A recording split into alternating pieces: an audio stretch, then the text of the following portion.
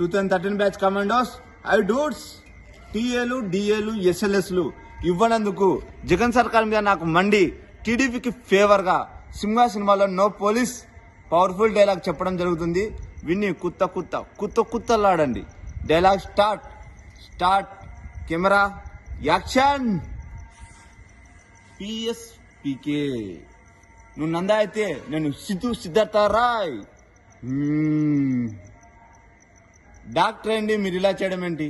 ఓ patient బాడీలోనికి virus ప్రవేశిస్తే doctor గా దాన్ని ఎలా చంపేస్తానో సమాజం మీదకి వచ్చే వైరస్ ను కూడా ఓ పౌరుడిగా అలాగే చంపేస్తాను. పోలీసులో మేము ఉన్నాంగా, యాక్షన్ తీసుకుంటాంగా.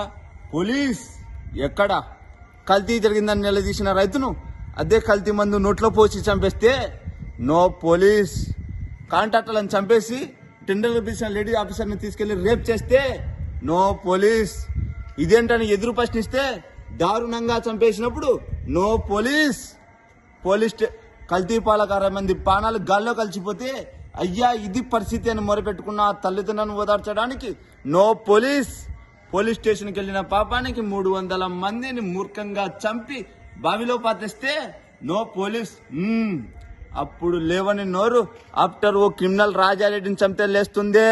ఏ సార్ వాళ్ళు ఏరియాలో మీలాగే పెద్ద ఫ్యామిలీ, మీకు తెలియందా?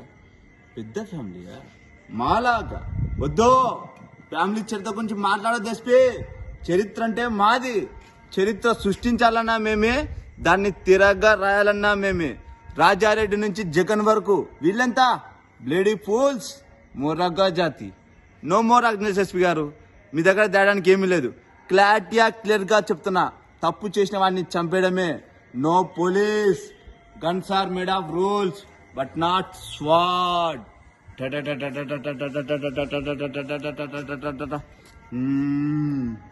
పక్రప్ ఎస్పీ చౌదరిని రిమూవ్ చేశావా లేదా? జగన్ గారు మీరైతే అన్యాయం చేసినప్పుడు చూసి చూడనట్టు పొమ్మన్నారు. అతనైతే క్లారిటీగా అసలు చూడొద్దంటున్నాడు. మీ శ్రేయబ్లాస్ గా మాట చెప్తాను సార్. నా సర్వీస్లో నేను కర్నూలులో పనిచేశాను, అనంతపురంలో పనిచేస్తున్నాను. చాలా మందిని చూశాను. ఫస్ట్ టైం ఓ సింహాన్ని చూశాను సార్. నరసింహాన్ని చూశాను సార్. ఉంటే జాగ్రత్తగా ఉండండి, లేకపోతే వెంటనే పిఆర్సీ ప్రకటించి పారిపోండి. వీలైతే